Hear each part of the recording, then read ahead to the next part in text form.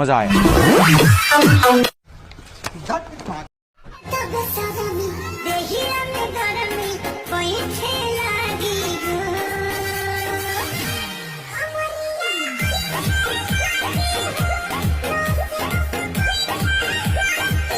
এটা আবার কে?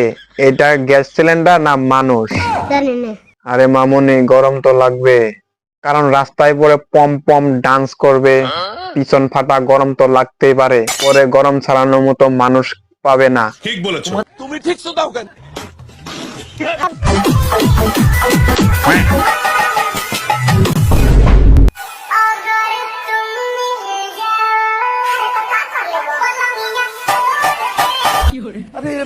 আরে এরা হচ্ছে পালন ভেঙে দিয়া মামুনি।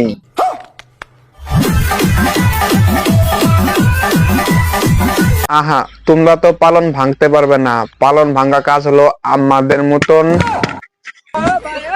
ইয়ং ছেলেদের কাজ। ঠিক বলেছো। তোমাদের কাজ হচ্ছে রান্না বাড়া করা। যদি কোনো কাজ না থাকে তাহলে খেয়ে হেগে মুতে শুয়ে পড়া। সঠিক বলেছেন।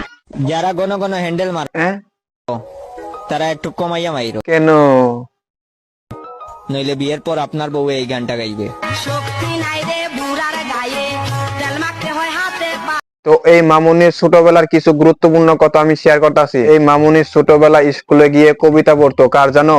জানো না? আমি বলছি, মিয়া খলিবার কবিতা পড়তো। আর সেদিন থেকে মামুনি লেজাটা মামুনি হয়ে গেছে। এখন মামুনি সব জানে, কিভাবে খেতে হয়, কিভাবে দিতে হয়, কিভাবে চাপতে হয়, সব জানে, সব।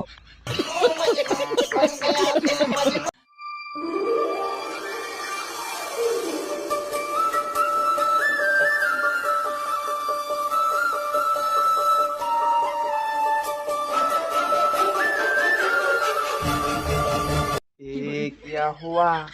লাপাটা हो गया। এ ভাই, বলে দে, বলে দে। আরে ভাই, আমি 3 মাস ধরে একটা মেয়ের পিছনে ঘুরতাছি, কিন্তু পড়াতে পারছি না।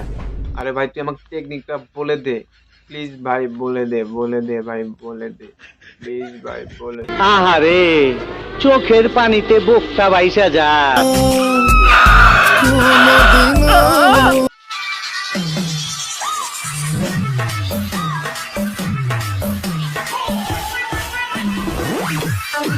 আগেকার মেয়েরা দেখতাম কাপড় কুমোরে তুলে কাম কাজে ব্যস্ত থাকতো, আর এখনকার মেয়েরা ডিজিটাল। কুমোরে কাপড় তুলে রাস্তায়, রেল স্টেশনে, মার্কেট, বাগানে শুধু পাছা নাচানোর জন্য ব্যস্ত থাকে।